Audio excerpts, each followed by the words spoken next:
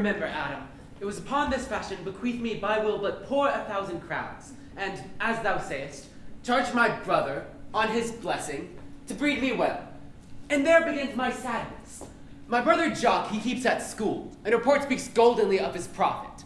For my part, he keeps me rustically at home. His horses are bred better, but I, his brother, gain nothing. Besides this nothing that he so plentifully gives me, the something that nature gave me his countenance seems to take from me. He lets me feed with his hinds, bars me the place of a brother. This is it, Adam, that grieves me, and the spirit of my father, which I think is within me, begins to mutiny against this servitude. I will no longer endure it, though yet I know no wise remedy how to avoid it. Yonder comes my master, your brother. Go apart, Adam, and thou shalt hear how he will shake me up. Now, sir, what make you here? Nothing. I'm not taught to make anything. What mar you then, sir? Marry, sir, I'm helping you to mar that which God made. A poor, unworthy brother of yours, with idleness. Marry, sir, be better employed, and be not a while. Shall I keep your hogs and eat husks with them? What prodigal portion have I spent, that I should come to such penury? Know you where you are, sir? Oh, sir, very well. Here, in your orchard. Know you before whom, sir? Aye, better than him I am before knows me. I know you are my eldest brother, and in the gentle condition of blood, you should so know me. I have as much of my father in me as you, albeit I confess, your coming before me is nearer to his reverence. What, boy? Ah! Come, elder brother, you are too young in this. Wilt thou lay hands on me, villain? I am no villain. Ah! I am the youngest son of Sir Rowland de Boys. He was my father, and he is thrice a villain that says such a father begot villains. Wert thou not my brother, I would not take this hand from thy arm till this other had pulled out thy tongue for saying so. Sweet masters, be patient. For your father's remembrance, be at accord. Let me go, I say. I will not till I please. Ah! You shall hear me. My father charged you in his will to give me good education. You have trained me like a peasant, obscuring and hiding from me all gentlemanlike qualities. The spirit of my father grows strong in me, and I will no longer endure it. Therefore, allow me such exercises as may become a gentleman, or give me the poor allotment my father left me by testament. With that, I will go buy my fortunes. And what wilt thou do? Beg when that is spent? Well, sir, get you in. I will not long be troubled with you. You shall have some part of your will. I pray you leave me. I will no further offend you than becomes me for my own good. Get you with him, you old dog. Is old dog my reward? Most true, I have lost my teeth in your service. God be with my old master. He would not have spoke such a word. Is it even so? Begin you to grow upon me? I will physic your rankness, and yet give no 1,000 crowns neither. Holla, Dennis! Galls, your worship. It's not Charles, the Duke's wrestler, come to speak with me. So please you, he is here at the door and importunes access to you. Call him in. 'Twill be a good way. And tomorrow the wrestling is.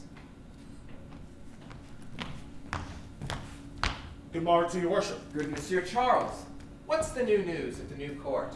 There's no news at the court, sir, but the old news. That is, the old duke is banished by his younger brother, the new duke. Where will the old Duke live? They say he is already in the Forest of Arden, and of many merry men with him. And there they live like the old Robin Hood of England. What, you wrestle tomorrow before the new Duke? Marry, do I, sir? And I came to acquaint you with the matter. I am given, sir, secretly to understand that your younger brother Orlando hath a disposition to come in against me to try a fall. Tomorrow, sir, I wrestle for my credit, and he that escapes me without some broken limb shall acquit him well. Therefore, out of my love to you, I came hither to acquaint you withal, that you might stay, Orlando. Charles, I thank thee for thy love to me, which thou shalt find I will most kindly requite. I'll tell thee, Charles, it is the stubbornest young fellow of France, a secret and villainous contriver against me, his natural brother. Therefore, use thy discretion. I had as lief thou hadst break his neck as his finger, for I assure thee, and almost with tears do I speak it, he shall practice against thee by poison, entrap thee by some treacherous device, and never leave thee till he hath taken thy life through some indirect means or other. There is not one so young and so villainous this day living. I am heartily glad I came hitherto. If he come tomorrow, I'll give him his payment. If ever he go alone again, I'll never wrestle for prize more. And so God keep your worship. Farewell, good Charles.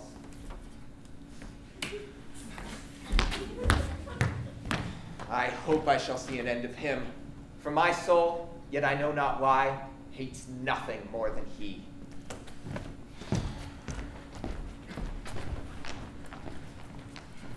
I pray thee, Rosalind, sweet my coz, be merry. Dear Celia, I show more mirth than I am mistress of. Unless you could teach me to forget a banished father, you must not learn me how to remember any extraordinary pleasure. Herein I see thou lovest me not with the full weight that I love thee. If my uncle, thy banished father, had banished thy uncle, the Duke, my father, so thou hadst been still with me, I could have taught my love to take thy father for mine. So wouldst thou, if the truth of thy love to me was so righteously tempered as mine is to thee. Well, I will forget the condition of my estate to rejoice in yours. You know my father hath no child but I, nor none is like to have, and truly, when he dies, thou shalt be his heir. For what he hath taken away from thy father perforce, I will render thee again in affection. By mine honour I will, and when I break that oath, let me turn monster. Therefore, my sweet Rose, my dear Rose, be merry. From henceforth I will, cuz. How now, wit? Whither wander you? Mistress, you must come away to your father. Were you made messenger? No, by mine honor, but I was bid to come for you. Where learned you that oath, fool? Of a certain knight that swore by his honor they were good pancakes, and swore by his honor the syrup was not. Now, I'll stand to it. The pancakes were not, and the syrup was good, and yet was not the knight forsworn. How prove you that?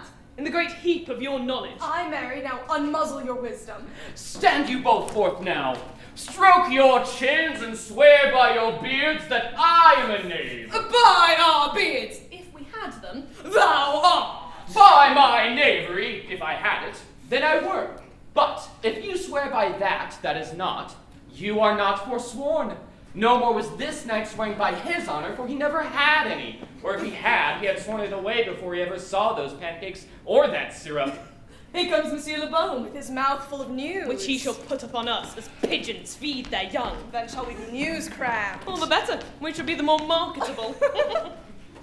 Bonjour, Monsieur Le Bon. What's the news? Fair princess, you have lost much good sport. I would have told you of good wrestling, which you have lost the sight of. Shall we see this wrestling, You cousin? must if you stay here, for here is the place appointed for the wrestling, and they are ready to perform Oh, it. yonder sure they're coming. Let us now stay and see. Come on, since the youth will not be entreated his own peril on his forwardness. Is yonder the man? Even he, madam. Alas, he is too young. How now, daughter and cousin? Are you crept hither to see the wrestling? Aye, my liege, so please you give us leave. In pity of the challenger's youth, I would fain dissuade him, but he will not be entreated. Speak to him, lady, see if you can move him. Call him hither, good Monsieur Le Bon. Do so, I'll not be by. Monsieur the challenger, the princesses call for you. I attend them with all respect and duty. Young man, have you challenged Charles the wrestler? No, fair princess. He's the general challenger. I come but in, as others do, to try with him the strength of my youth. Young gentleman, your spirits are too bold for your years. We pray you, for your own sake, to embrace your own safety and give over this attempt. Do, young sir. I beseech you, let your fair eyes and gentle wishes go with me to my trial, wherein, if I be foiled, there is but one shame that was never gracious. If killed, but one dead that was willing to be so. I shall do my friends no wrong, for I have none to lament me. The world no injury, for in it I have nothing. The little strength that I have, I would it were with you. And mine, to eke out hers. Come! Where is this young gallant that is so desirous to lie with this Mother Earth? And you mean to mock me after? You should not have mocked me before. But come your way!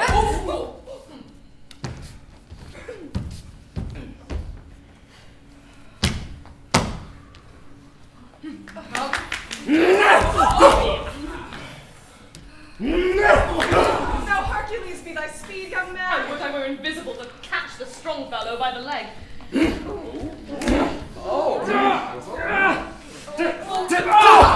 Excellent, young man. If I had a thunderbolt in mine eye, I can tell who should down.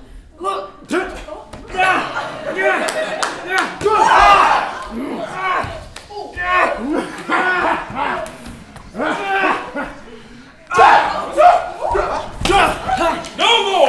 more! Yes, beseech your grace. I'm not yet well breathed. How dost thou, Charles? He cannot speak, my lord. Bear him away. What is thy name, young man? Orlando, my liege, the youngest son of Sir Rowland de Boys. I would thou hadst been son to some man else. The world esteemed thy father honorable, but I did find him still mine enemy. Thou shouldst have better pleased me with this deed hadst thou descended from another house. But fare thee well. Thou art a gallant youth. I would thou hadst told me of another father. Were I my father, cuz would I do this? I'm more proud to be Sir Rowland's son, his youngest son, and would not change that calling, to be adopted heir to Frederick. My father loved Sir Rowland as his soul. Gentle cousin, let us go thank him and encourage him. My father's rough and envious disposition sticks me at heart. Sir, you have well deserved. If you do keep your promises in love, but justly, as you have exceeded all promise, your mistress shall be happy. Gentlemen, wear this for me. One out of suits with fortune that could give more, but that her hand lacks means. Shall we go, cuz? Aye. Fare you well, fair gentlemen. Can I not say, I thank you? He calls us back. My pride fell with my fortunes. I'll ask him what he would. Did you call, sir? Sir, you have wrestled well and overthrown more than your enemies. Will you go, cuz? Have with you. Fare you well. What passion hangs these weights upon my tongue? I cannot speak to her, yet she urged conference. Oh, poor Orlando, thou art overthrown! Good sir, I do in friendship counsel you to leave this place, albeit you have deserved high commendation. Yet such is now the Duke's condition that he misconstrues all that you have done. I thank you, sir, and pray you, tell me this. Which of the two was daughter of the Duke that Hugh was at the wrestling? Neither his daughter, if we judge by manners, but yet indeed the shorter is his daughter. The other is daughter of the banished Duke. But I can tell you that of late this Duke hath ta'en displeasure against his gentle niece, grounded upon no other argument but that the people praise her for her virtues and pity her for her good father's sake. And on my life, his malice against the lady will suddenly break forth. Sir, fare you well. I rest much bound to you. Fare you well. Thus must I from the smoke into the smother, from tyrant Duke unto a tyrant brother. But heavenly Rosalind! Why, cousin. Why, Rosalind. Oh, Cupid, have mercy, not a word. Not one to throw at a dog. But is all this for your father? No, some of it is for my child's father. Come, come, wrestle with my I take the part of a better wrestler than myself. Is it possible, on such a sudden, that you should fall into so strong a liking with old Sir Rowland's youngest son? The Duke, my father, loved his father dearly. Doth it therefore ensue you should love his son dearly? By this kind of chase I should hate him, for my father hated his father dearly, yet I hate not Orlando. Look, here comes the Duke. With his eyes full of anger. Mistress, dispatch you with your safest haste and get you from our court. Me, uncle! You, cousin, within these 10 days, if that thou beest found so near our public court as 20 miles, thou diest for it. I do beseech your grace, let me the knowledge of my faults bear with me. Never so much as in a thought unborn did I offend your highness. Thou art thy father's daughter, there's enough. So was I when your highness took his dukedom. So was I when your highness banished him. Treason is not inherited, my lord. Or, if we did derive it from our friends, what's that to me? My father was no traitor. Then, good my liege, mistake me not so much to think my poverty is treacherous. Dear sovereign, hear me speak. Aye, Celia, we stayed her for your sake. Else had she with her father ranged along. If she be traitor, why, so am I. Thou art a fool. She robs thee of thy name. And thou wilt show more bright and seem more virtuous when she is gone. Then open not thy lips. Firm and irrevocable is my doom which I have passed upon her. She is banished. Pronounce that sentence then on me, my liege. I cannot live out of her company. You are a fool. You, niece, provide yourself.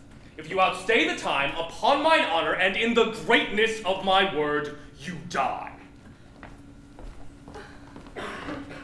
Poor Rosalind. Whither wilt thou go? Wilt thou change fathers? I will give thee mine. I pray thee, be thou not more grieved than I am. I have more cause. Thou hast not. Prithee, be cheerful. Knowest thou not the Duke hath banished me, his daughter? That he hath not. No, hath not.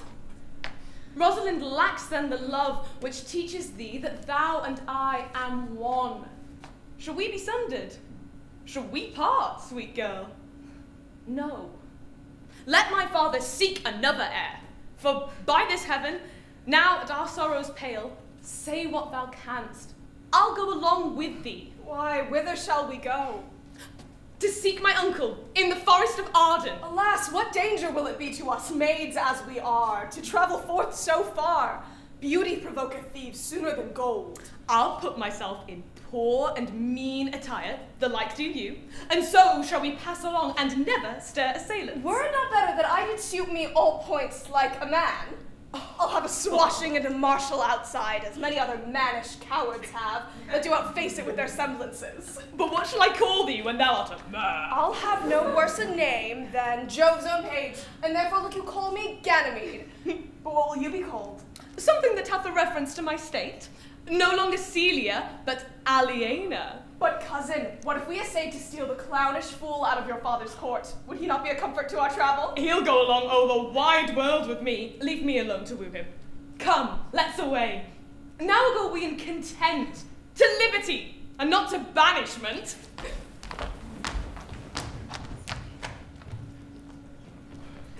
Who's there? What? My young master! Oh, my gentle master, oh, my sweet master, oh, you memory of old Sir Rowland. Why, what make you here? Why would you be so fond to overcome the bonny wrestler of the headstrong Duke? Your praise is come too swiftly home before you. Why, what's the matter? Oh, unhappy youth! Your brother hath heard your praise, and this night he means to burn the lodging where you used to lie, and you within it. I overheard him in his practices.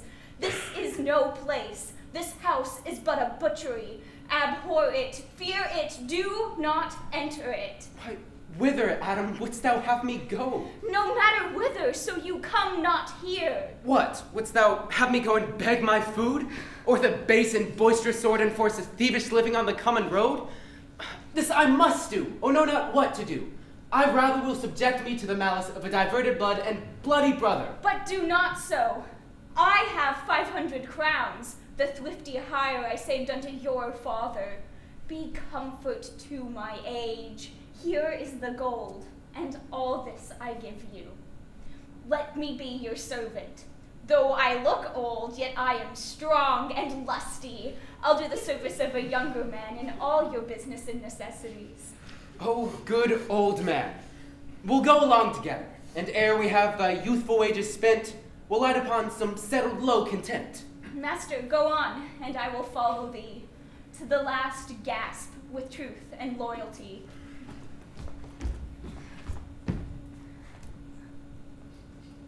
From 17 years till now almost 80, here lived I, but now live here no more.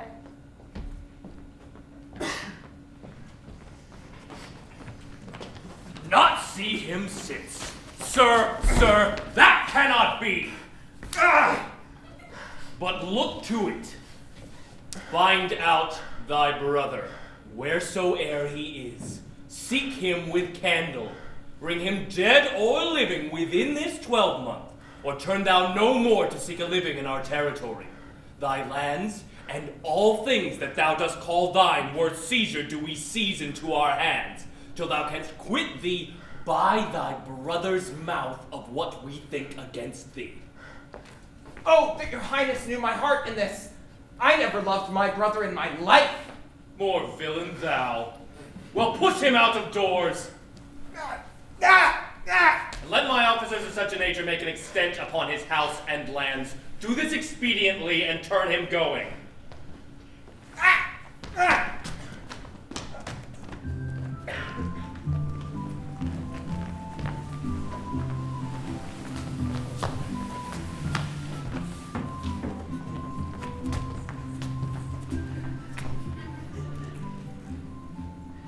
Oh, Jupiter, how weary are my spirits! I care not for my spirits if my legs were not I weary. could find in my heart to disgrace my man's apparel and to cry like a woman. I pray you bear with me. I cannot go no further. For my part, I'd rather bear with you than bear you. Well, this is the Forest of Arden! Now am I in Arden! The more fool I. When I was at home, I was in a better place. But travelers must be content. Aye, be so, good touchstone. Look you who comes here, a young man and an old and solemn talk. That is the way, beggar. Scorn you still? Oh, Corin, that thou knewst how I do love her. I partly guess, for I have loved ere now. No, Corin, being old thou canst not guess, though in thy youth thou wast as true a lover as ever sighed upon a midnight pillow. But if thy love were ever like to mine, as sure I think did never man love so, how many actions most ridiculous hast thou been drawn to by thy fantasies? Into 1,000 that I have forgotten. Oh, then thou didst never love so heartily. If thou rememberst not the slightest folly that ever love did make thee run into, thou hast not loved. Or, if thou hast not sat, as I do now, wearying thy hearer in thy mistress's praise, thou hast not loved. Or, if thou hast not broke from company abruptly as my passion now makes me, thou hast not loved. Oh, Phoebe, Phoebe, Phoebe! Alas, poor shepherd, searching of thy wound, I have by hard adventure found mine own. And I mine. I pray you, one of you question yon man if he for gold will give us any food. I faint almost to death. Holla, you clown! Peace, fool, he's not thy kinsman. Who call? Your betters, sir. Else are they very wretched. Peace, I say. Good evening to you, friend. And to you, gentle sir, and to you all. I prithee, shepherd, if that love or gold can in this desert place by entertainment, bring us where we may rest ourselves and feed. Here's a young maid with travel much oppressed and faints for succor. Fair sir, I pity her, and wish, for her sake more than for mine own, my riches were more able to relieve her. But I am a shepherd to another man, and do not shear the fleeces that I graze. My master is of churlish disposition, and little recks to find the way to heaven by doing deeds of hospitality. Besides, his coat, his flocks, and bounds of feed are now on sale, and at our sheepcote now, by reason of his absence, there is nothing that you will feed on. But what is, come see, and in my voice, most welcome shall you be. I pray thee, if it stand with honesty, buy thou the cottage, pasture, and the flock, and thou shalt have to pay for it of us. And we shall mend thy wages. I like this place, and willingly could waste my time in it. Assuredly, the thing is to be sold. Go with me. If you like, upon report, the soil, the profit, and this kind of life, I will your very faithful feeder be, and buy it with your gold right suddenly.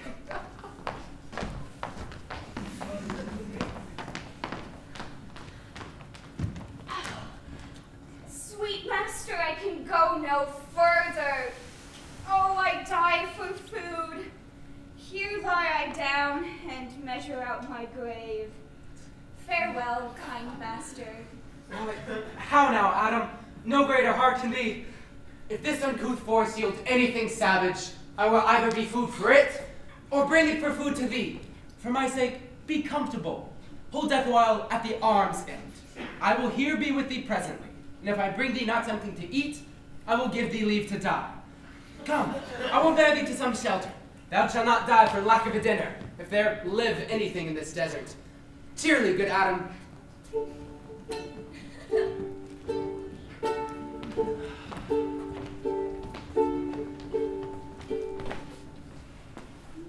Now, my co-mates and brothers in exile, hath not old custom made this life more sweet than that of painted pomp? Are not these woods more free from peril than the envious court? Here feel we but the penalty of Adam, the season's difference, as the icy fang and churlish chiding of the winter's wind, which, when it bites and blows upon my body, even till I shrink with cold, I smile and say, this is no flattery. These are counselors that feelingly persuade me what I am. Sweet are the uses of adversity, which, like the toad, ugly and venomous, wears yet a precious jewel in his head. And this our life, exempt from public haunt, finds tongues in trees, books in the running brooks, sermons in stones, and good in everything. I would not change it. Happy is your grace that can translate the stubbornness of fortune into so quiet and so sweet a style.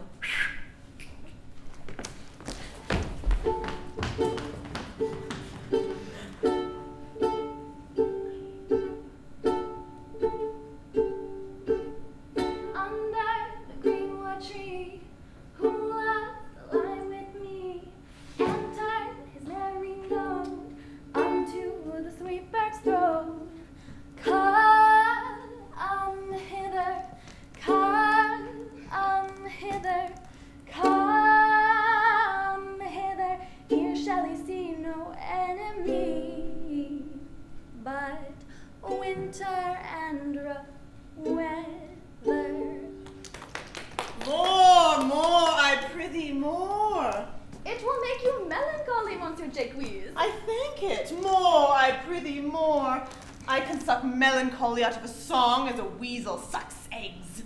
More, I prithee, more. My voice is ragged. I know I cannot please you. I do not desire you to please me. I do desire you to sing. More at your request than to please myself. Well then, if ever I thank any man, I'll thank you. Come, sing. And you that will not, hold your tongues. Well, I'll end the song. Sirs, cover the while. The Duke will drink under this tree. He hath been all this day to look you. And I have been all this day to avoid him. He is too disputable for my company. I think of as many matters as he, but I give heaven thanks and make no boast of them. Come, warble, come.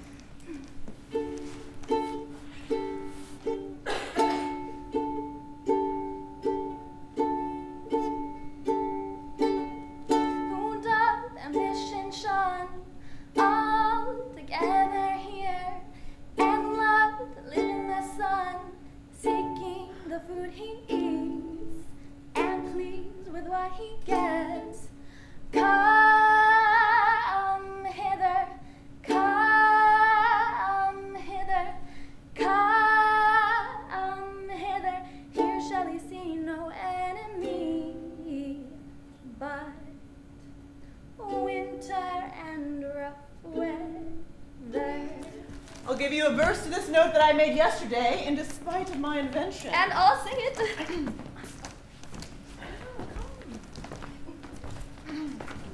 Thus it goes.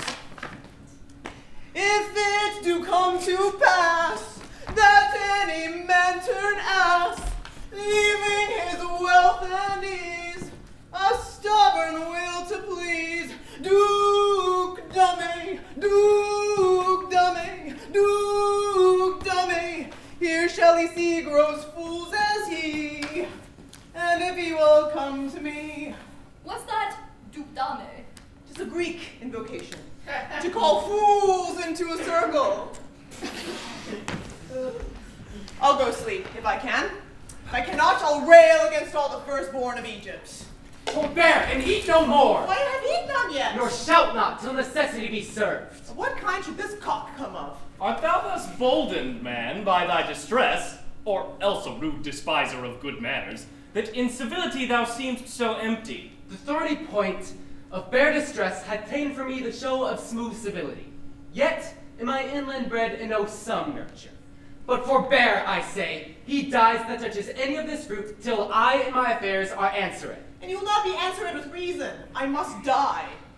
What would you have? Your gentleness shall force more than your force move us to gentleness. I almost die for food, and let me have it. Sit down and feed, and welcome to our table. Speak you so gently? Pardon me, I pray you. I thought that all things had been savage here, and therefore put I in the countenance of stern commandment. If ever you have looked on better days, if ever from your eyelids wiped a tear, and know what 'tis to pity and be pity, let gentleness my strong enforcement be, in the which hope I blush and hide my sword. True is it that we have seen better days, and have with holy bell been knolled to church, and sat at good men's feasts, and wiped our eyes of drops that sacred pity hath engendered. And therefore sit you down in gentleness, and take upon command what help we have that to your wanting may be ministered. Then but forbear your food a little while. There is an old poor man, who after me hath many a weary step limped in pure love, till he first be sufficed, oppressed with 2 weak evils, age and hunger. I will not touch a bit. Go find him out, and we will nothing waste till you return. I thank ye, and be blessed for your good comfort. Thou seest we are not all alone unhappy. This wide and universal theater presents more woeful pageants than the scene wherein we play in. All the world's a stage, and all the men and women merely players. They have their exits and their entrances, and one man in his time plays many parts, his acts being 7 ages. At first, the infant, mewling and puking in the nurse's arms, and then the whining schoolboy with his satchel and shining morning face, creeping like snail unwillingly to school. And then the lover, sighing like furnace, with a woeful ballad made to his mistress' eyebrow. Then a soldier, full of strange oaths and bearded like the pard, jealous in honor, sudden and quick in quarrel, seeking the bubble reputation even in the cannon's mouth. And then the justice, in fair round belly with good cape and line, with eye severe and beard of formal cut, full of wise saws and modern instances. And so he plays his part. The 6th age shifts into the lean and slippered pantaloon, with spectacles on nose and pouch on side, his youthful hose well saved, a world too wide for his shrunk shank, and his big manly voice turning again toward childish treble, pipes and whistles in his sound. Last scene of all, that ends this strange eventful history, is second childishness, mere oblivion, sans teeth, sans eyes, sans taste, sans everything. Welcome. Set down your venerable burden and let him feed. I thank you most for him. So had you need, I scarce can speak to thank you for myself. Welcome. Fall to. I will not trouble you as yet to question you about your fortunes. Give us some music, and good cousins sing. Blow, blow, thou winter wind, thou art not so unkind, as men sing gratitude. Thy tooth is not so keen, because thou art not seen. Although thy breath be rude, hi-ho, sing hi-ho, unto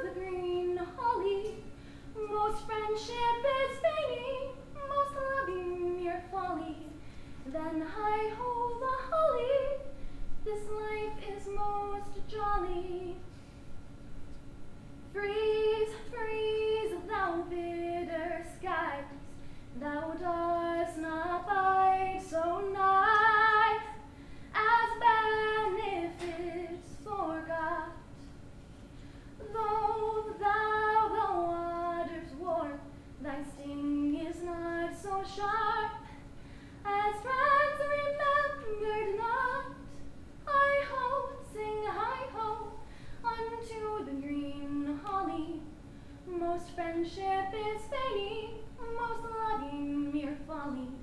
Then hi-ho the holly, this life is most jolly. If that you were the good Sir Roland's son, as you have whispered faithfully you were, be truly welcome hither. I am the duke that loved your father, the residue of your fortune. Go to my cave and tell me.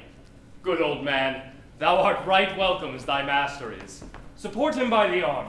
Give me your hand, and let me all your fortunes understand.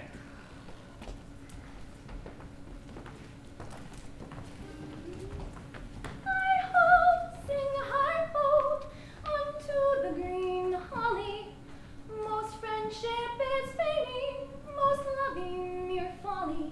Then hi-ho the holly, this life is most jolly.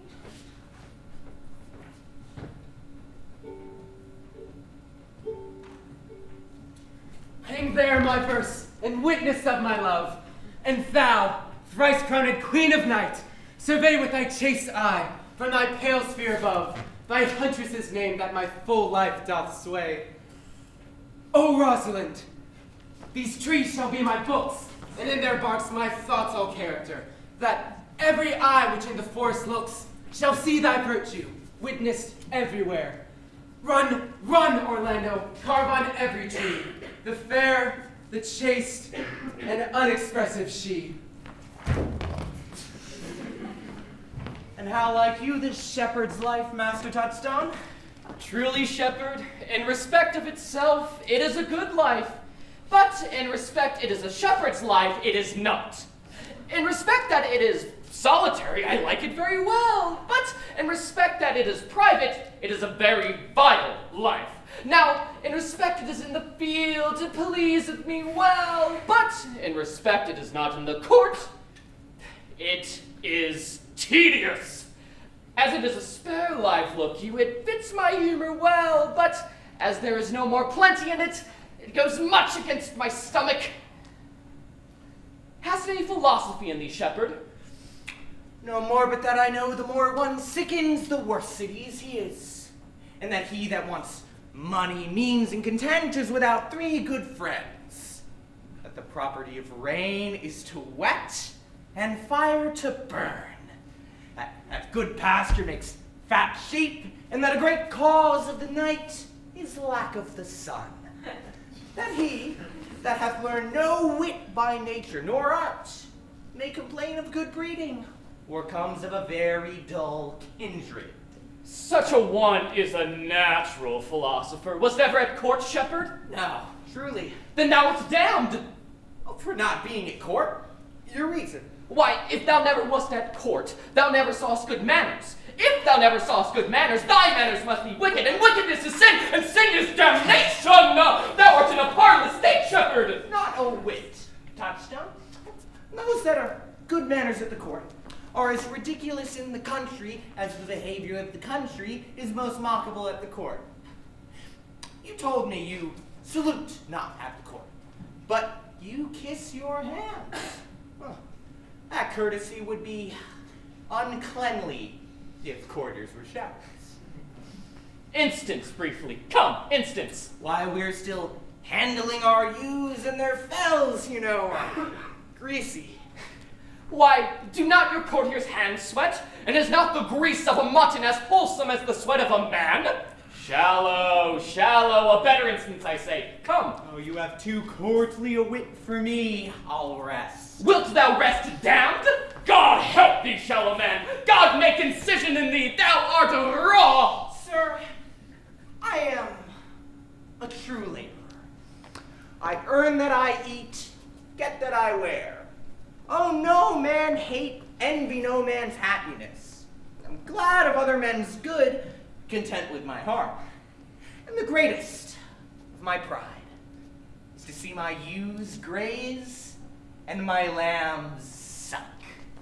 That is another simple sin in you, to bring the ewes and the rams together to offer to get your living by the copulation of cattle, to be bawd to a bellwether, and to betray a she-lamb of a 12-month to a crooked-pated old cuckoldly ram out of all reasonable match. If thou beest not damned for this, the devil himself will have no shepherds. I cannot see how else thou shouldst escape. Here comes young Master Ganny meet my new mistress's brother. From the east to western end, no jewel is like Rosalind. Her worth being mounted on the wind through all the world bears Rosalind. All the pictures fairest lined are but black to Rosalind. Let no fair be kept in mind, but the fair of Rosalind. I'll rhyme you so 8 years together, dinners and suppers and sleeping hours accepted, for a taste. If a hart do lack a hind, let him seek out Rosalind. If the cat will after kind, so be sure will Rosalind. Winter garments must be lined, so must slender Rosalind. Sweet as nut at tower shrine, such a nut as Rosalind. He that sweet as rose will find must find most prickle. And Rosalind. This is the very false scallop of verses. Why do you infect yourself with them? Peace, you dull fool! I found them on a tree. Truly, the tree yields bad fruit. Peace. Here comes my sister reading. Stand aside. Why should this a desert be? For it is unpeopled? No. Stones I'll hang on every tree, but upon the fairest boughs, or at every sentence end, why, Rosalinda write. Teaching all that read to know, Helen's cheek, but not her heart, Cleopatra's majesty, Atalanta's better part, sad Lucretia's modesty. Heaven would that she these gifts should have, and I to live and die her slave. Now, back, friends. Shepherd, go off a little. Go with him, Sarah. Come, shepherd, we must make an honorable retreat. Didst thou hear these verses? Oh yes, I heard them all, and more too. Trow you, who hath done this? Is it a man? And a chain that you once wore around his neck. Change you colour? I prithee, who? Oh, Lord! It's possible. Nay, I prithee now with most petitionary vehemence, tell me who it is. Oh, wonderful, wonderful, and yet again wonderful, wonderful, and once more wonderful, and after that, out of all hoping. Good my complexion, dost thou think, though I am caparison like a man, that I have a doublet and hose in my disposition? I prithee, take the cork out of thy mouth, that I may drink thy tidings. So you may put a man in your belly. What manner of man? Is his head worth a hat, or his chin worth a beard? Oh, nay, he hath but a little beard. Why, God will send more if the man will be thankful. Let me stay the growth of his beard, if thou delay me not the knowledge of his chin. It is young Orlando, that hath tripped up the restless heels and your heart both In an instant, nay, but the devil take mocking. Speak, sad brow and true maid. If faith goes, 'tis he. Orlando. Orlando. Alas the day! What shall I do with my doublet and hose? What did he when thou sawest him? What said he? How looked he? Wherein went he? What makes him here? Did he ask for me? Where remains he? How parted he with thee? And when shalt thou see him again? Answer me in one word. You must burn me Gargantua's mouth first. But doth he know that I am in this forest and in man's apparel? Looks he as freshly as he did the day he wrestled? I found him under a tree, like a dropped acorn. It may well be called Jove's tree when it drops forth such fruit. Give me audience, good madam. Proceed. He was furnished like a hunter. Oh, ominous. He comes to kill my heart. I did sing my song. Without a burden, thou bringest me out of tune. Do you not know I am a woman? When I think I must speak. Sweet, say on. You bring me out. Soft, comes he not here? 'Tis he. Slink by and note him. I thank you for your company, but good faith, I had as lief have been myself alone. And so had I. But yet, for fashion's sake, I thank you too for your society. God be with you. Let's meet as little as we can. I do desire we may be better strangers. I pray you, no more trees with writing love songs in their barks. I pray you, mar no more of my verses with reading them ill-favoredly. Rosalind is your love's name? Yes, just. I do not like her name. There was no thought of pleasing you when she was christened. What stature is she of? just as high as my heart. You have a nimble wit. I think 'twas made of Atlantis' heels. Will you sit down with me, and we two will rail against our mistress the world and all our misery? I will chide no breather in the world but myself, against whom I know most faults. The worst fault you have is to be in love. 'Tis a fault I will not change for your best virtue. I am weary of you. By my troth, I was seeking for a fool when I found you. He is drowned in the brook. Look but in, and you shall see him. There I shall see mine own figure. Which I take to be either a fool or a cipher. I'll tarry no longer with you. Farewell, good Signor Love. I'm glad of your departure. Adieu, good Mr. Melancholy. I will speak to him like a saucy lackey, and under that habit play the knave with him. Do you hear, Forster? Very well. What would you? I pray you, what is the clock? You should ask me what time o' day.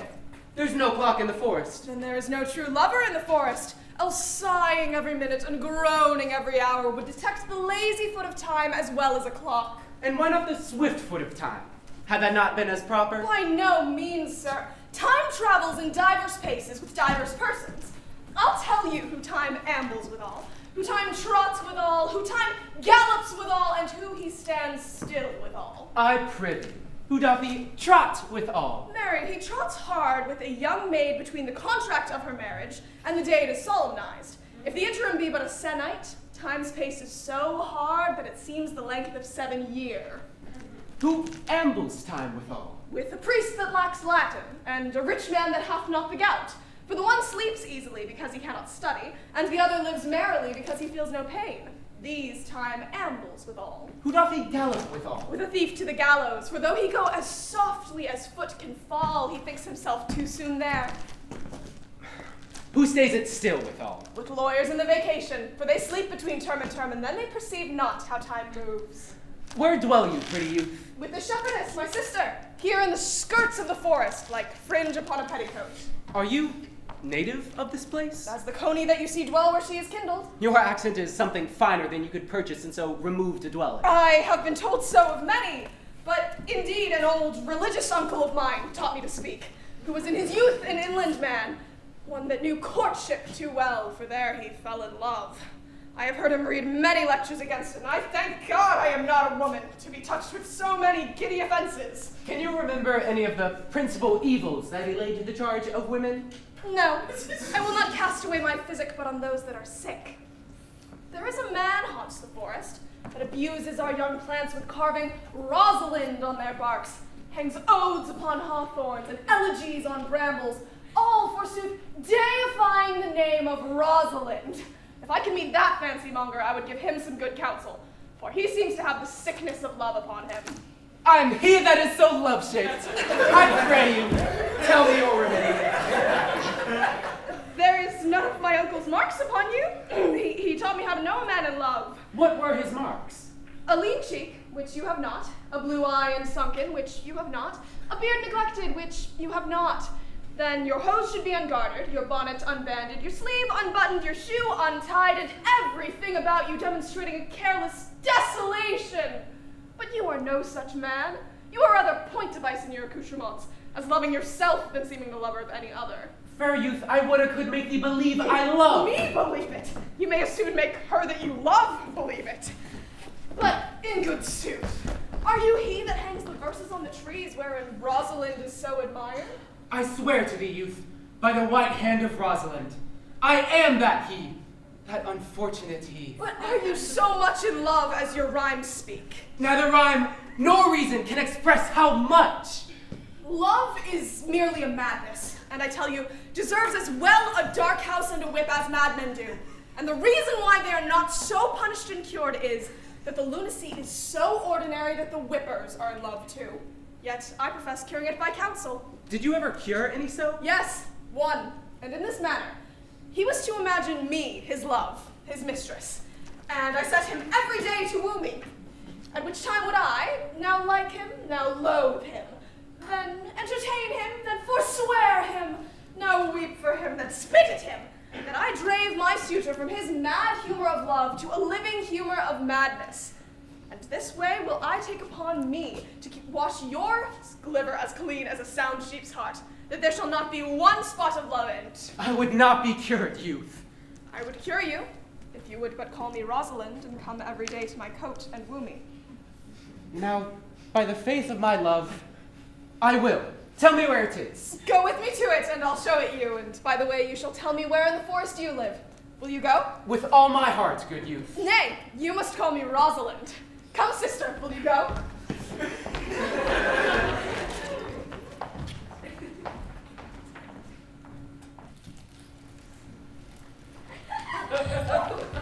Come apace, good Audrey. I will fetch up your goats, Audrey. And how, Audrey, am I the man yet? Doth my simple feature content you? Your features. Lord warrant us, what features. I am here with thee and thy goats, as the most capricious poet, honest Ovid, was among the Goths. Oh, knowledge ill-inhabited, worse than Jove in a thatched house. When a man's verses cannot be understood, nor a man's good wit seconded with the forward child understanding, it strikes a man more dead than a great reckoning in a little room.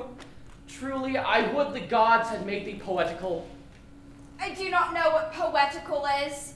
Is it honest indeed and word? Is it a true thing? No, truly, for the truest poetry is the most feigning, and lovers are given to poetry, and what they swear in poetry may be said, as lovers they do feign. Do you wish then that the gods had made me poetical? I do truly, for thou swearest to me thou art honest. Now, if thou wert a poet, I might have some hope thou didst feign. Would you not have me honest? No, truly, unless thou wert hard-favored. For honesty coupled with beauty is to have honey, sauce to sugar. A material fool. Well, I am not fair, and therefore I pray the gods make me honest. Truly, and to cast away honesty upon a foul slut were to put good meat into an unclean dish. Well, I am not a slut, though I thank the gods I am foul. Well, praised be the gods for thy foulness. Sluttishness may come hereafter. But, be it as it may be, I will marry thee. And to that end I have been with Sir Oliver Martext, the vicar of the next village, who hath promised to meet me in this place of the forest, and to couple us! I would fain see this meeting. Will the gods give us joy? Amen. Oh, here comes Sir Oliver. Sir Oliver Martext, you are well met. Will you dispatch us here under this tree, or shall we go with you to your chapel? Is there none here to give the woman? I will not take her on gift of any man. Truly, she must be given. Or the marriage is not lawful. Proceed, proceed, I'll give her. Good even, good master. What ye call it?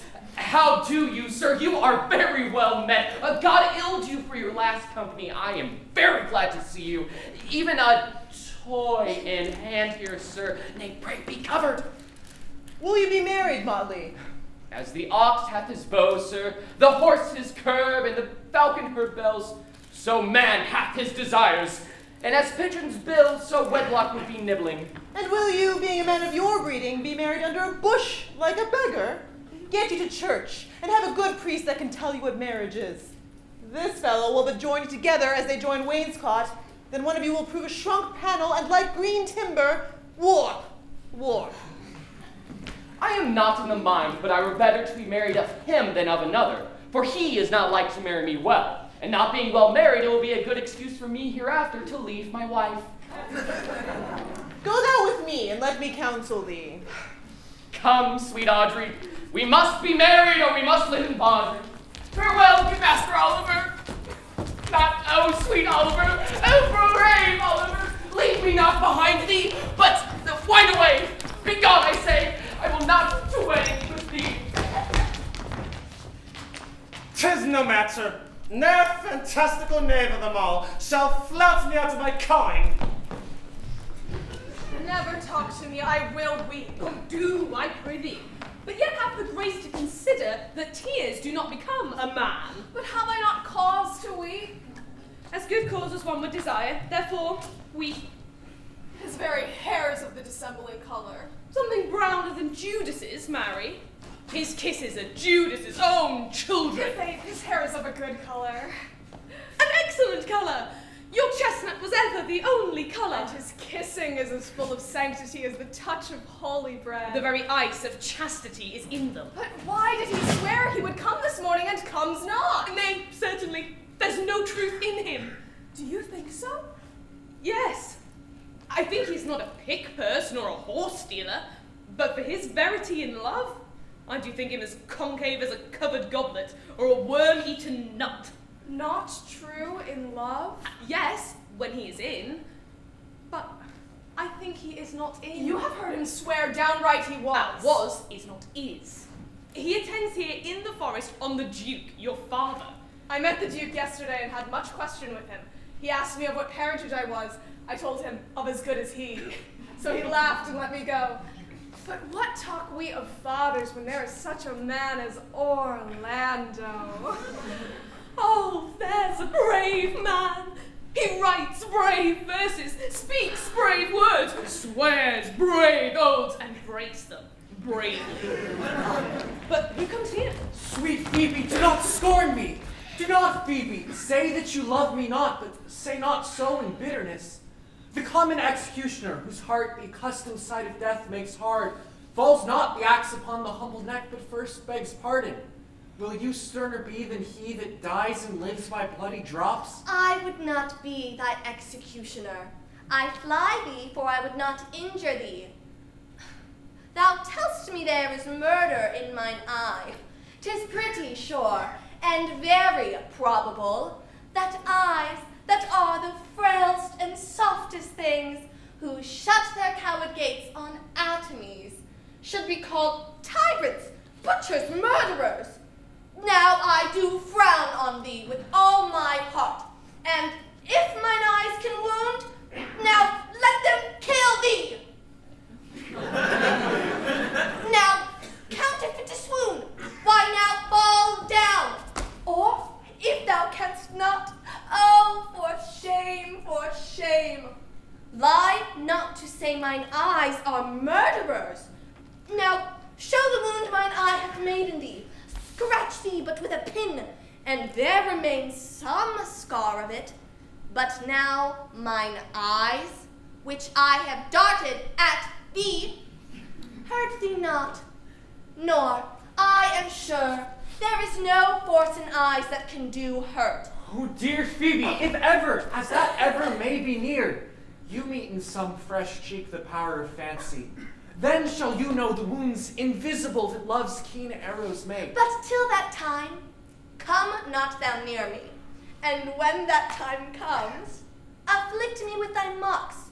Pity me not, as till that time I shall not pity thee. And why, I pray you? Who might be your mother that you insult, exult, and all at once over the wretched? What, though you have no beauty, must you be therefore proud and pitiless? Why, what means this? Why do you look on me? Odds my little life, I think she means to tangle my eyes too. No faith, proud mistress, hope not after it. Not your inky brows, your black silk hair, your bugle eyeballs, nor your cheek of cream that can entame my spirits to your worship. You foolish shepherd, wherefore do you follow her like foggy south puffing with wind and rain? You are 1,000 times a properer man than she a woman. 'Tis such fools as you that makes the world full of ill-favored children. 'Tis not her glass, but you that flatters her, and out of you she sees herself more proper than any of her lineaments can show her. But, mistress, know yourself. Down on your knees, and thank heaven, fasting for a good man's love. For I must tell you friendly in your ear, sell when you can, you are not for all markets. Why demand mercy? Love him, take his offer. Foul is most foul, being foul to be a scoffer. So take her to thee, shepherd. Fare thee well. Sweet youth, I pray you, chide a year together. I had rather hear you chide than this man woo. I'll sauce her with bitter words. Why look you so upon For me? no ill will I bear you. I pray you do not fall in love with me, for I am falser than vows made in wine. Besides, I like you not. Shepherd, ply her hard. Come, sister. Shepherdess, look on him better, and be not proud. Though all the world could see, none could be so abused in sight as he. Come to our flock. Dear shepherd, now I find my soft might. Who ever loved that loved not at first sight? Oh, sweet Phoebe! What sayest thou, Silvius? Sweet Phoebe, pity me! Why, I am sorry for thee, gentle Silvius. Wherever sorrow is, relief would be. If you do sorrow in my grief and love, by giving love, your sorrow and my grief were both Thou exterminated. hast my love, is not that neighborly? I would have you. Why, that were covetousness. Ah, Silvius, the time was that I hated thee, yet it is not that I bear thee love. But since that thou canst talk of love so well, thy company, which erst was irksome to me, I will endure, and I'll employ thee too. But do not look for further recompense than thine own gladness that thou art employed. So holy and so perfect is my love, and I in such a poverty of grace that I shall think it a most plenteous crop to glean the broken ears after the man the main harvest reaps. Loose now and then a scattered smile, and that I'll live upon. Know'st now the youth that spoke to me erewhile? Not very well, but I have met him oft. Think not I love him, though I ask for him. Oh, 'tis but a peevish boy, and yet he talks well. Oh, but what care I for words? And yet, words do well when he that speaks them pleases those that hear. It is a pretty youth, not very pretty, but sure he's proud. And yet his pride becomes him. He'll make a proper man. The best thing in him is his complexion, and faster than his tongue did make offense, his eye did heal it up. Oh, he is not very tall. Yet, for his years he's tall. Oh, his leg is but so, and yet 'tis well. Oh, there was a pretty redness in his lip, a little riper and more lusty red than that mixed in his cheek. 'Twas just the difference between the constant red and mingled damask. There be some women, Silvius, had they marked him in parcels as I did, would have gone near to fall in love with him. But for my part, I love him not, nor hate him not. And yet, I have more cause to hate him than to love him. For what had he to do to chide at me? He said mine eyes were black and my hair black. And now I am remembered, scorned at me. Oh, I marvel why I answered not again. But that's all one. A mittens is no pittance. I'll write to him a very taunting letter, and thou shalt bear it. Wilt thou, Silvius? Phoebe, with all my heart. I'll write it straight. The matter's in my head and in my heart. I'll be bitter with him, and in passing short. Go with me, Silvius. I prithee, pretty youth, let me be better acquainted with thee. They say you are a melancholy fellow. I am so. I do love it better than laughing. Those that are in extremity of either are abominable fellows, and betray themselves to every modern censure worse than drunkards. Why, 'tis good to be sad and say nothing. Why then, 'tis good to be a post. I have neither the scholar's melancholy, which is emulation, nor the musician's, which is fantastical, nor the courtier's, which is proud, nor the soldier's, which is ambitious, nor the lawyer's, which is politic, nor the lady's, which is nice, nor the lover's, which is all these. But it is a melancholy of mine own, compounded of many simples, extracted from many objects, and indeed the sundry's contemplation of my travels, in which my often rumination wraps me in a most humorous sadness. Traveler, by my faith, you have great reason to be sad. I fear you have sold your own lands to see other men's. Then to have seen much and to have nothing is to have rich eyes and poor hands. Yes, I have gained my experience. And your experience makes you sad. I had rather have a fool to make me merry than experience to make me sad. And to travel for it, too. Good day and happiness, dear Rosalind. Nay then, God be with you. And you talk in blank verse. Farewell, Monsieur Traveler. Why, how now, Orlando? Where have you been all this while? You a lover, and you served me such another trick. Never come in my sight more. My fair Rosalind, I come within an hour of my promise. Break an hour's promise in love. Pardon me, dear Rosalind. Nay, and you be so tardy, I come no more in my sight. I had as lief be wooed of a snail. Of a snail? Aye, of a snail. For though he comes slowly, he carries his house on his head. A better jointure, I think, than you make a woman. Besides, he brings his destiny with him. What's that? Why, horns. Virtue is no horn maker, and my Rosalind is virtuous. And I am your Rosalind. It pleases him to call you so, that he hath a Rosalind of a better leer than you. Come, woo me. Woo me, for now I am in a holiday humor and like enough to consent. What would you say to me now, and I were your very, very Rosalind? I would kiss before I spoke. Nay, you were better speak first, and when you were gravelled for lack of manner, you might take occasion to kiss. Very good orators, when they are out, they will spit, and for lovers lacking, God warn us, matter, the cleanliest shift is to kiss. How if a kiss be denied? Then she puts you to entreaty, and there begins new matter. Who could be out, being before his beloved mistress? Marry, that should you if I were your mistress, or I should think my honesty ranker than my wit. What, of my suit? Not out of your apparel, and yet out of your suit. Am not I your Rosalind? I take some joy to say you are, because I would be talking of her. Well, in her person, I say, I will not have you. Then in mine own person I die. No, Faith, die by attorney. The poor world is almost 6,000 years old, and in all this time there has not been any man died in his own person. Men have died from time to time, and worms have eaten them, but not for love. I would not have my right Rosalind of this mind, for I protest, a frown might kill me. By this hand it will not kill a fly. But come, now I will be your Rosalind in a more coming-on disposition, and ask me what you will, I will grant it. Then love me, Rosalind. Yes, Faith, will I. Fridays and Saturdays and all. And wilt thou have me? Aye, and 20 such. What sayest thou? Are you not good? I hope so. Why then can one desire too much of a good thing? Come, sister. You shall be the priest and marry us. Give me your hand, Orlando. What do you say, sister? Pray thee, marry us.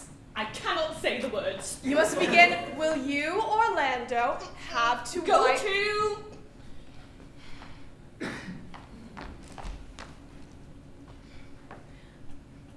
Will you, Orlando, have to wife this Rosalind? I will. Aye, but when? Why, now, as fast as ye can marry us. Then you must say, I take thee, Rosalind, for wife. I take thee, Rosalind, for wife. And I do take thee, Orlando, for my husband. Now tell me how long you would have her, after you have possessed her. Forever and a day. Say a day, without the ever.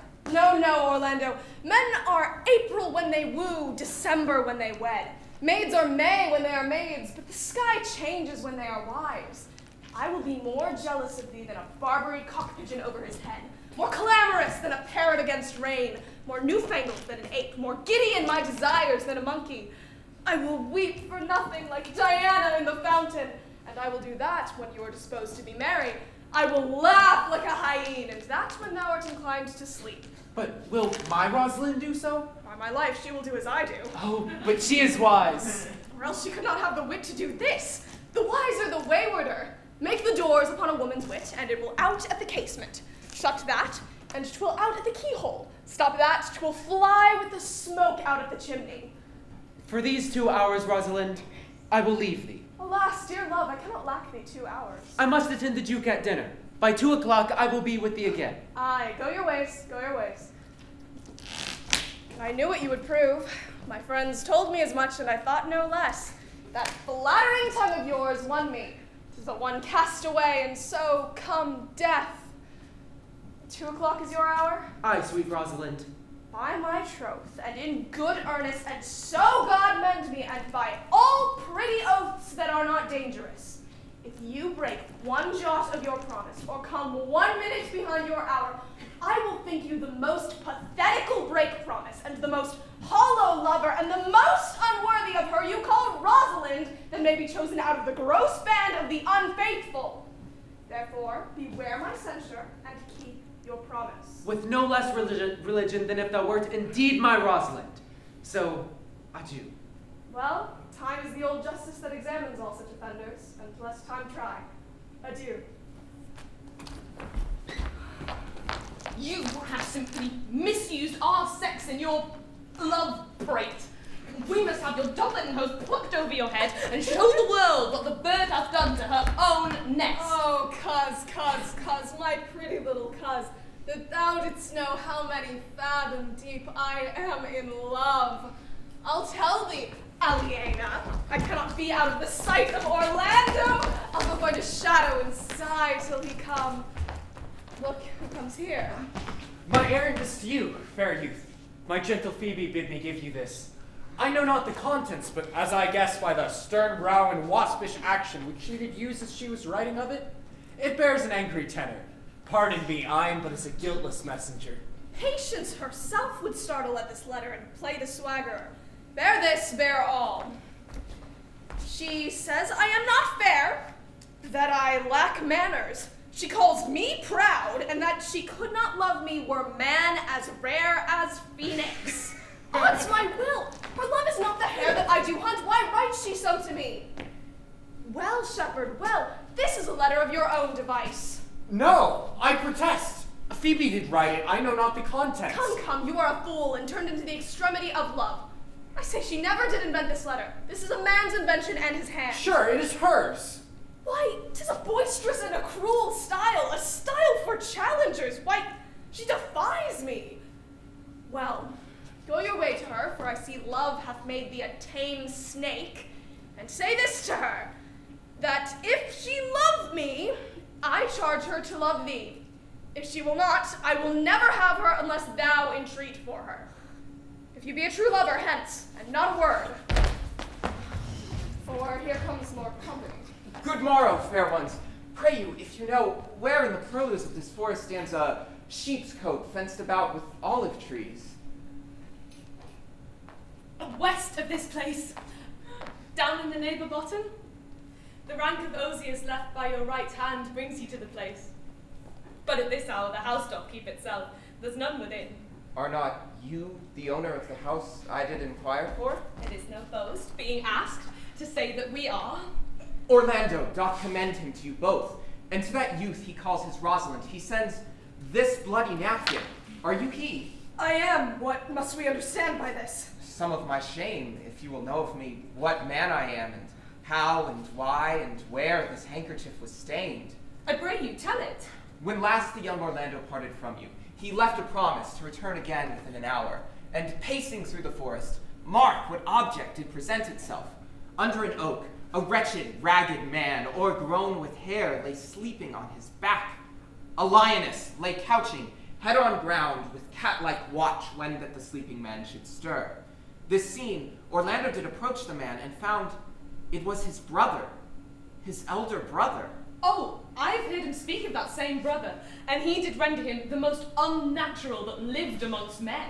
And well he might so do, for well I know he was unnatural. But to Orlando, did he leave him there, food to the hungry lioness? Twice did he turn his back and purpose so, but kindness, nobler ever than revenge, and nature, stronger than his just occasion, made him give battle to the lioness, who quickly fell before him, in which, hurtling from miserable slumber, I awaked.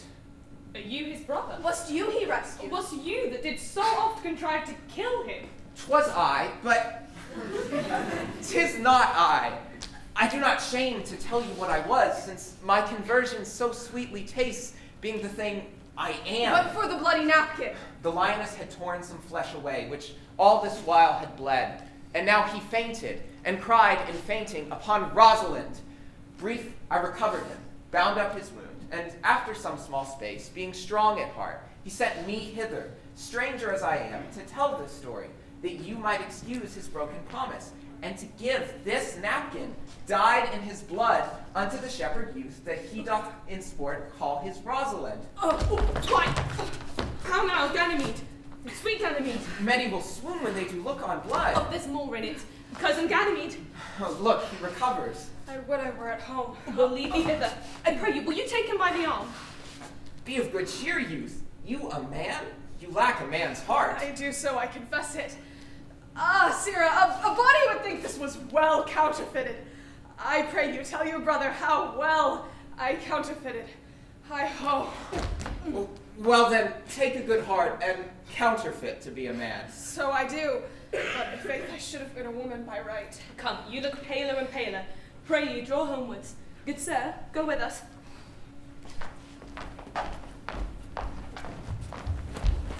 We shall find a time, Audrey. Patience, gentle Audrey. Faith, the priest was good enough for all the old gentleman's saying. A most wicked Sir Oliver, Audrey, a most vile Martext.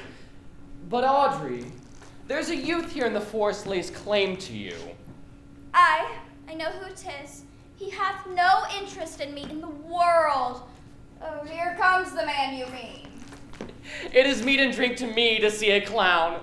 By my troth, we that have good wits have much to answer for. We shall be flouting. We cannot hold.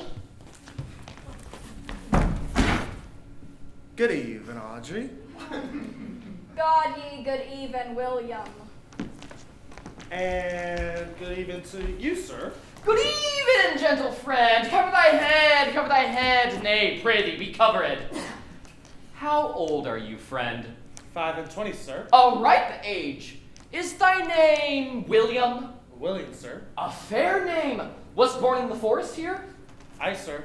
I thank God. Thank God! A good answer. Art rich? Faith, sir. So-so. So is good. Very good. Very excellent good. And yet, it is not. It is but so-so. Art thou wise? Aye, sir. I have a pretty wit. Why, thou sayest well. I do now remember a saying, the fool doth think he is wise, but the wise man knows himself to be a fool. You do love this maid? I do, sir. Give me your hand. Art thou learned? No, sir. Then learn this of me. To have is to have, for it is a figure in rhetoric that drink, being poured from a cup into a glass, by filling the one doth empty the other. For all your writers do consent that ipse is he. Now, you are not ipse, for I am he. Which he, sir? He, sir, that must marry this woman. Therefore, you clown, abandon which is in the vulgar leave, the society which in the boorish is company of this female, which in the common is woman, which together is abandon the society of this female, or clown thou perishest, or to thy better understanding diest, or to wit I kill thee, make thee away, translate thy life into death, thy liberty into bondage. I will deal in poison with thee, or in bastinado, or in steel. I will bend thee with the infection. I will overrun thee with policy. I will kill thee 150 ways. Therefore tremble and depart. Do, good William. God rest him, sir. Our master and mistress seeks you. Come, away, away. Trip, Audrey. I attend.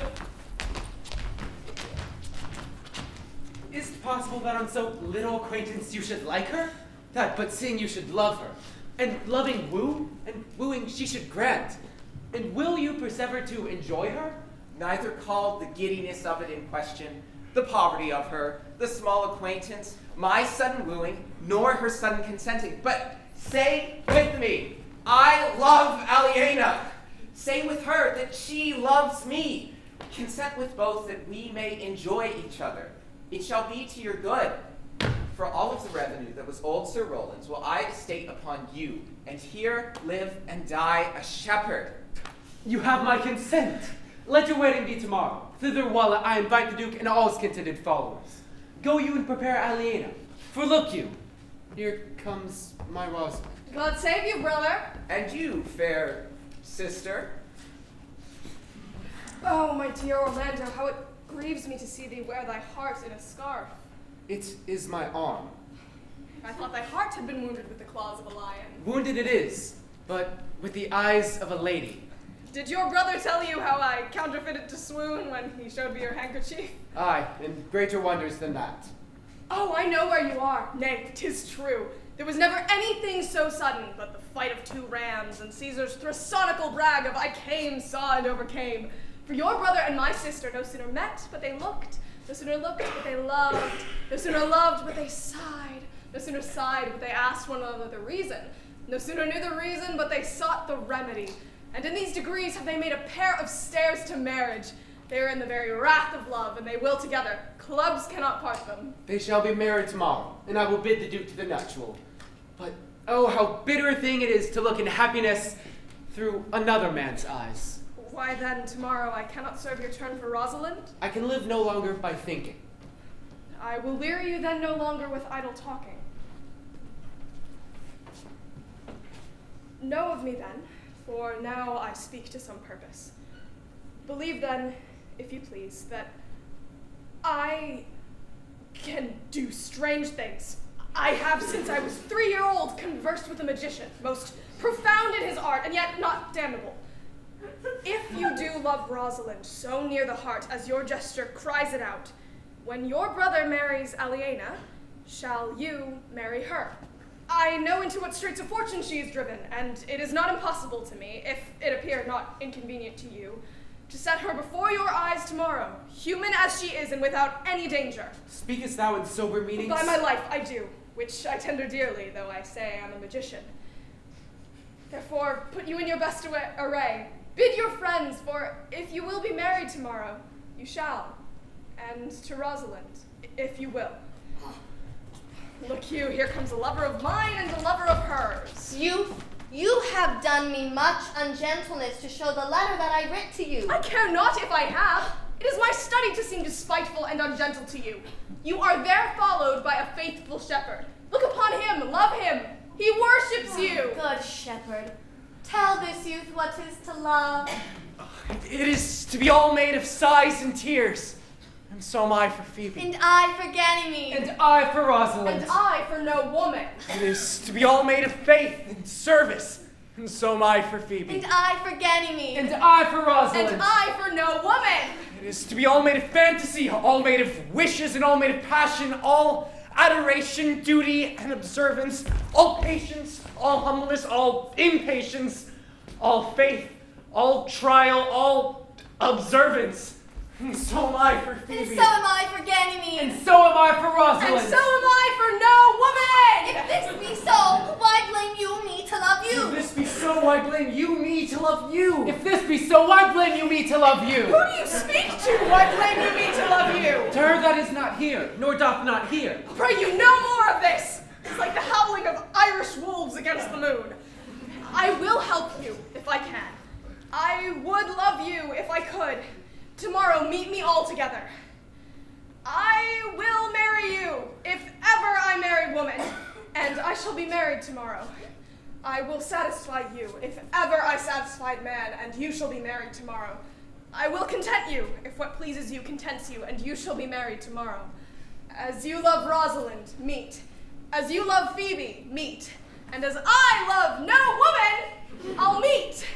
So fare you well. I have left you commands. I'll not fail if I live. Nor I. Nor I.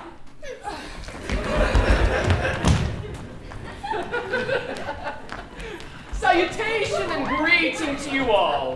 Good, my lord, bid him welcome. This is the motley-minded gentleman that I have so often met in the forest. He has been a courtier, he swears. Oh, if any man doubt that, let him put me to my purgation.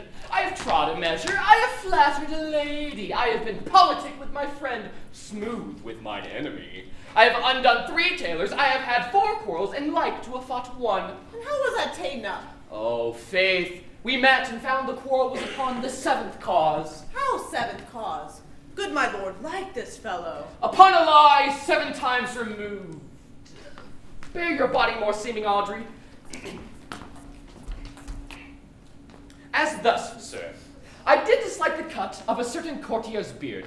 He sent me word if I said his beard was not well cut, he was in the mind it was. This is called the retort courteous. If I sent him word again it was not well cut, he would send me word he cut it to please himself. This is called the quip modest. If again it was not well cut, he disabled my judgment. This is called the reply churlish. If again it was not well cut, he would answer, I spake not true. This is called the reproof valiant. If again it was not well cut, he would say, I lied. This is called the countertract quarrelsome, and so to the lie circumstantial in the lie direct. And how oft did you say his beard was not well cut? I durst go no further than the lie circumstantial, nor he durst not give me the lie direct, and so we measured swords and parted. Can you nominate in order now the degrees of the lie? Oh, sir, we quarrel in print, by the book, as you have books for good manners. I will name you the degrees. The first, the retort courteous. The second, the quip modest. The third, the reply churlish. The fourth, the reproof valiant. The fifth, the countertract quarrelsome. The sixth, the lie with circumstance. The seventh, the lie direct. All these you may avoid with the lie direct. And you may avoid that too with an if. I knew when 7 justices could not take up a quarrel, but when the parties were met themselves, one of them thought but of an if. As if you said so, then I said so. And they shook hands and swore brothers. Your if is the only peacemaker. Much virtue in if. Is not this a rare fellow, my lord? He's as good as anything, and yet a fool. He uses his folly like a stalking horse, and under the presentation of that, he shoots his wit.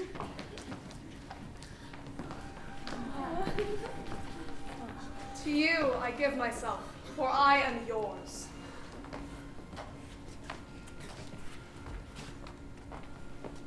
To you I give myself, for I am yours. If there be truth in sight, you are my daughter. If there be truth in sight, you are my Rosalind. If sight and shape be true, why then, my love, adieu. I'll have no father if you be not he. I'll have no husband if you be not he. Nor ne'er wed woman if you be not she. O my dear niece, welcome thou art to me, even daughter. Welcome in no less degree. I will not eat my word. Now thou art mine. Thy faith my fancy to thee doth combine. Proceed, proceed. We'll begin those rites as we do trust they'll end in true delights.